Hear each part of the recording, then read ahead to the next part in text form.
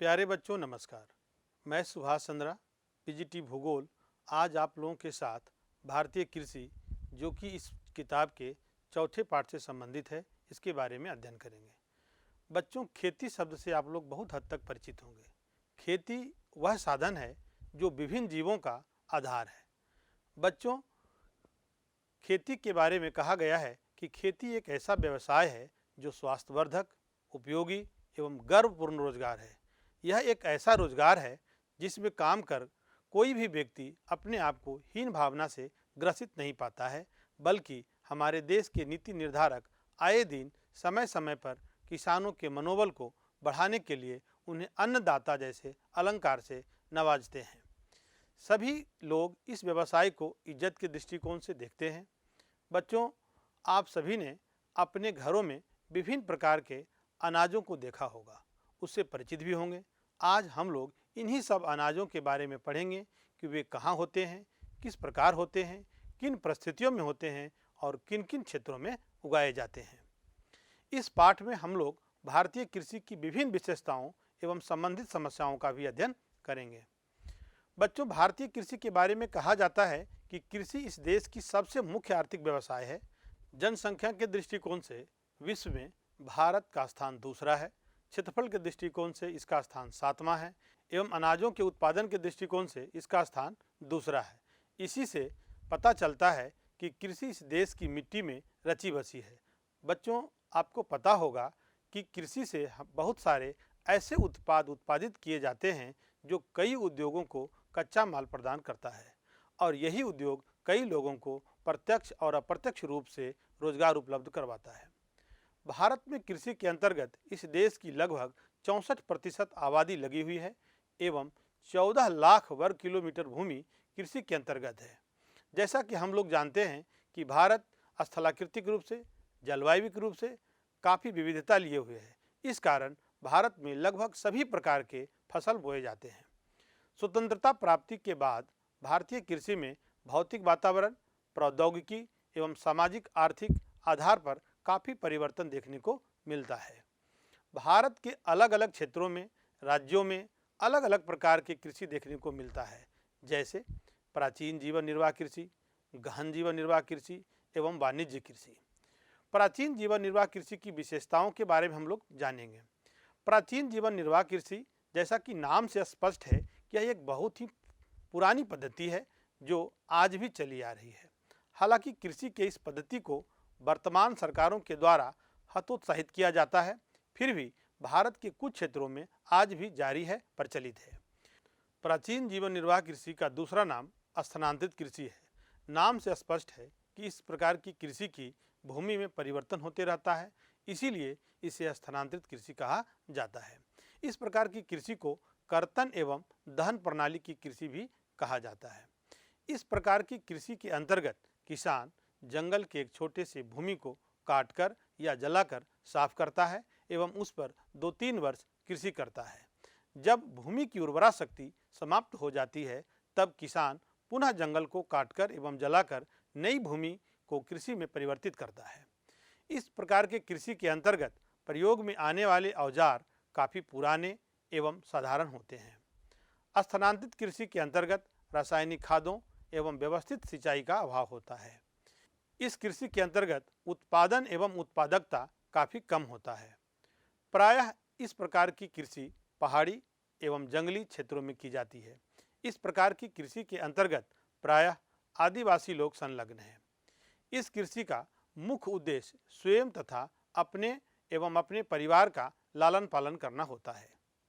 किसानों में पूंजी एवं वैज्ञानिकता का अभाव देखा जाता है।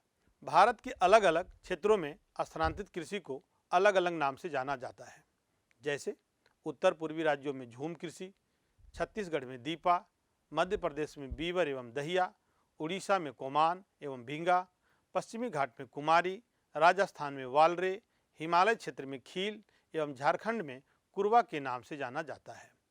बच्चों, स्थानांतरित कृषि का प्रयोग विश्व के अलग अलग देशों में भी देखा जाता है एवं अलग अलग नाम से जाना जाता है, जैसे मैक्सिको एवं मध्य अमेरिका में इसे मिल्पा, वेनेजुएला में कोनको, ब्राज़ील में रोका, इंडोनेशिया में लादांग एवं वियतनाम में रे के नाम से जाना जाता है। बच्चों, अब हम कृषि पद्धति का दूसरा रूप देखेंगे जो गहन जीवन निर्वाह कृषि से संबंधित है। गहन जीवन निर्वाह कृषि किसे कहते हैं, इस बारे में हम लोग जानेंगे।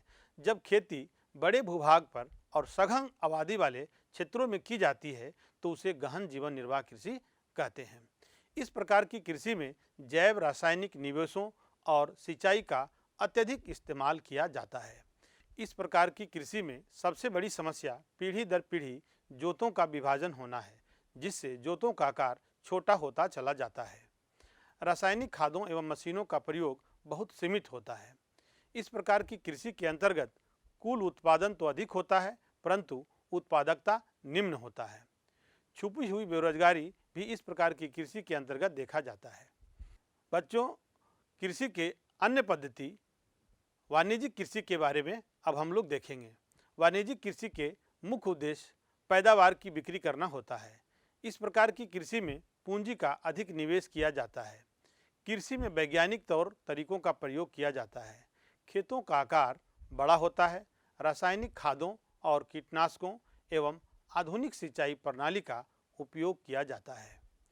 पंजाब, हरियाणा और महाराष्ट्र के कुछ भागों में बड़े पैमाने पर वाणिज्यिक कृषि होती है।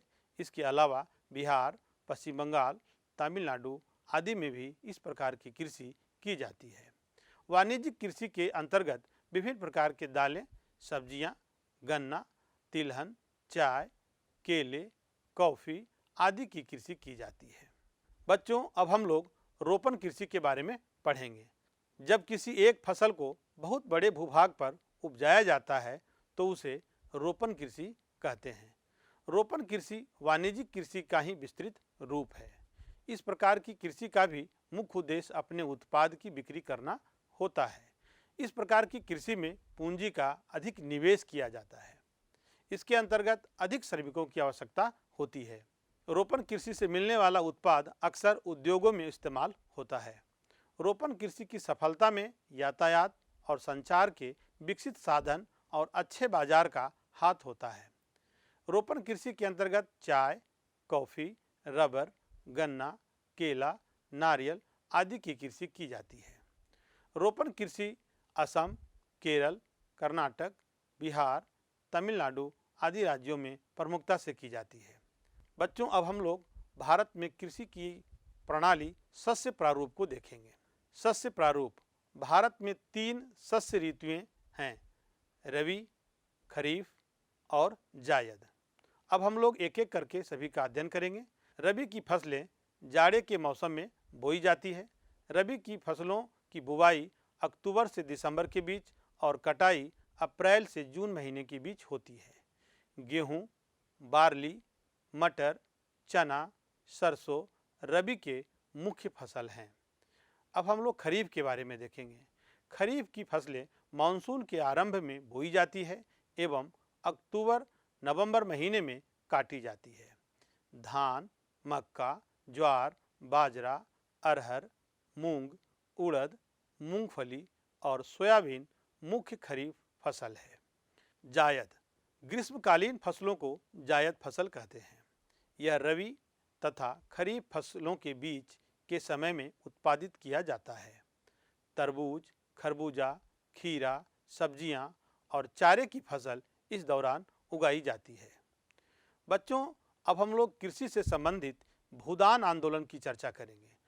भूदान आंदोलन संत विनोबा भावे द्वारा सन 1951 में आरंभ किया गया।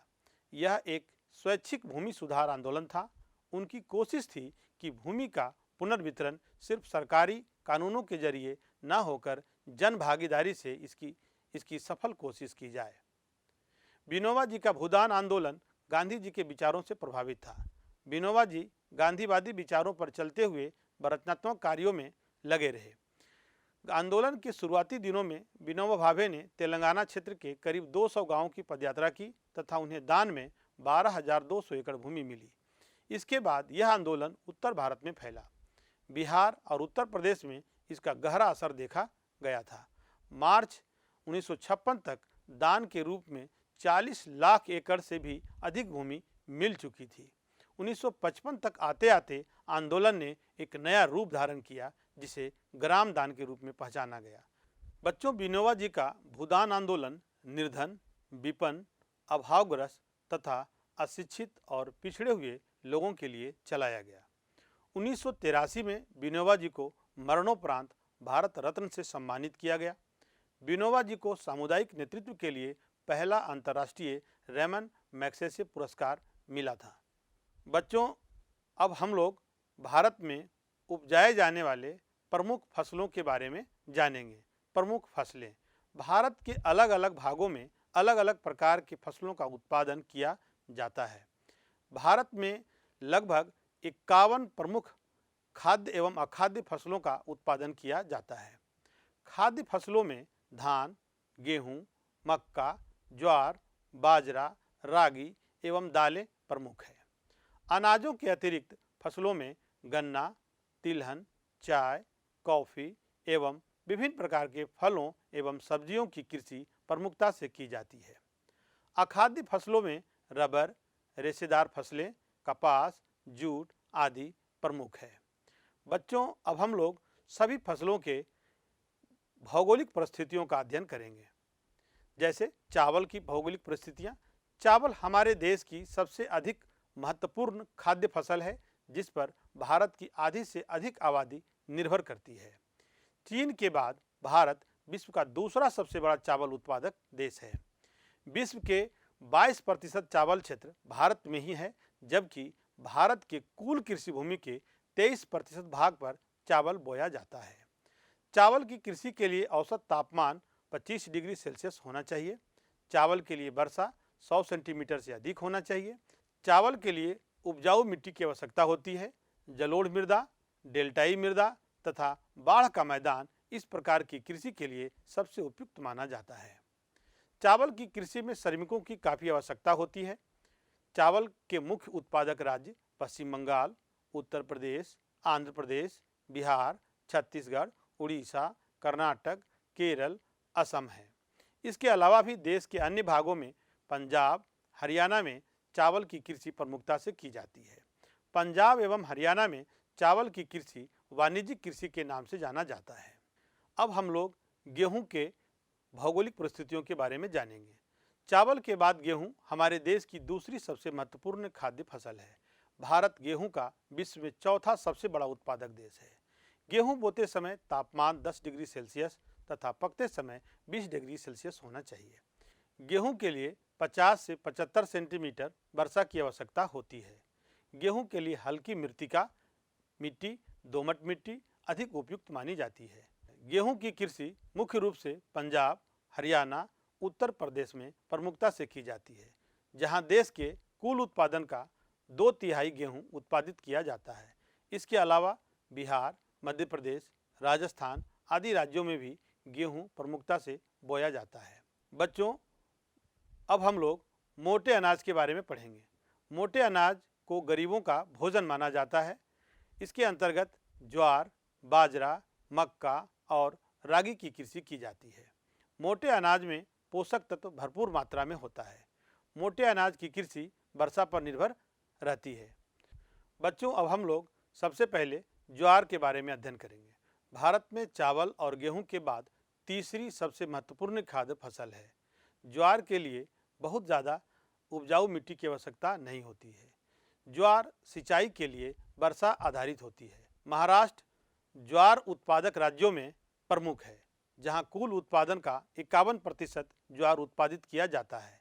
अन्य उत्पादक राज्यों में कर्नाटक, मध्य प्रदेश, आंध्र प्रदेश, तमिलनाडु, गुजरात, उत्तर प्रदेश, राजस्थान तथा पंजाब है। बच्चों, अब हम लोग बाजरा के बारे में जानेंगे। बाजरा गरीबों का भोजन तथा पशुओं के लिए चारे के रूप में प्रयोग की जाने वाली प्रमुख फसल है। इसके लिए तापमान 25 से 30 डिग्री सेंटीग्रेड तथा वर्षा 40 से 50 सेंटीमीटर की आवश्यकता होती है। रेतीली भूमि बाजरे के लिए उपयुक्त मानी जाती है। गुजरात, राजस्थान, उत्तर प्रदेश, महाराष्ट्र, तमिलनाडु, आंध्र प्रदेश, कर्नाटक आदि प्रमुख उत्पादक राज्य हैं। बच्चों, मोटे अनाजों में मक्का का भी महत्वपूर्ण स्थान है। मक्का भी एक प्रमुख मोटा अनाज है, जिसमें ग्लूकोज एवं माड़ होता है। अतः यह गरीबों का भोजन तथा पशुओं को मोटा करने के लिए खिलाया जाता है। इसके लिए तापमान 21 डिग्री से लेकर 27 डिग्री सेल्सियस तथा वर्षा 75 सेंटीमीटर की आवश्यकता होती है। जलोढ़ मृदा इसके लिए सबसे उपयुक्त मानी जाती है। कर्नाटक, मध्य प्रदेश, उत्तर प्रदेश, बिहार, आंध्र प्रदेश और तेलंगाना प्रमुख उत्पादक राज्य हैं। बच्चों, अब हम लोग दलहन के बारे में पढ़ेंगे। दलहन दालों की कृषि को कहते हैं। दालें प्रोटीन का मुख्य स्रोत है। भारत में दालें किसी न किसी रूप में प्रत्येक क्षेत्र में और प्रत्येक राज्य में अवश्य खाई जाती हैं। दालें फसल चक्र का आधार भी है। दलहन खरीफ तथा रबी दोनों ही फसल ऋतुओं में उगाई जाती है। अरहर, उड़द, मूंग एवं मोठ खरीफ फसल है, जबकि चना, मटर, मसूर रबी फसल है। मध्य प्रदेश, राजस्थान, उत्तर प्रदेश, महाराष्ट्र, उड़ीसा, बिहार, हरियाणा, आंध्र प्रदेश में दालों की कृषि प्रमुखता से की जाती है। भूमि की उर्वरा शक्ति बढ़ाने में दलहन की कृषि का महत्वपूर्ण योगदान होता है। बच्चों, अब हम लोग तिलहन की कृषि के बारे में जानेंगे। तिलहन का मतलब तेलों की कृषि से संबंधित है। भारत में तिलहन व्यापारिक फसलों का समूह है। तिलहनों से निकाला गया तेल हमारे भोज्य पदार्थ का महत्वपूर्ण अंग है। तिलहनों में मूंगफली सबसे प्रमुख है। देश के कुल तिलहन का 50% हिस्सा मूंगफली का होता है। मूंगफली का उत्पादन गुजरात, आंध्र प्रदेश तथा राजस्थान में प्रमुखता से किया जाता है। तिलहनों में सरसों एवं तोरिया का भी प्रमुख स्थान है, जो खासकर उत्तर एवं उत्तर पूर्व भारत में खपत किया जाता है। मध्य प्रदेश, राजस्थान, बिहार, उत्तर प्रदेश, हरियाणा, पंजाब इसके प्रमुख उत्पादक राज्य हैं। बच्चों, अब हम लोग गन्ने की कृषि के बारे में पढ़ेंगे। गन्ना एक रोपण कृषि है। भारत गन्ने की जन्मभूमि है। गन्ना बांस की प्रजाति का एक पौधा है, जिससे मीठा रस निकलता है, जिसका प्रयोग चीनी, खांड तथा गुड़ बनाने में किया जाता है। यह एक उष्ण एवं उपोष्ण कटिबंधीय फसल है। इस फसल के लिए उपयुक्त तापमान 20 डिग्री सेल्सियस से लेकर 27 डिग्री सेल्सियस है। गन्ने के लिए कम से कम 100 सेंटीमीटर वर्षा से अधिक की आवश्यकता होती है। गहरी दोमट मिट्टी, जिसमें जल का बहाव भली भांति होता है, उत्तम माना जाता है। गन्ने का फसल 10 से 12 महीने में तैयार हो जाता है। गन्ने का प्रमुख उत्पादक राज्य उत्तर प्रदेश, महाराष्ट्र, बिहार, हरियाणा, तमिलनाडु, कर्नाटक, आंध्र प्रदेश आदि है।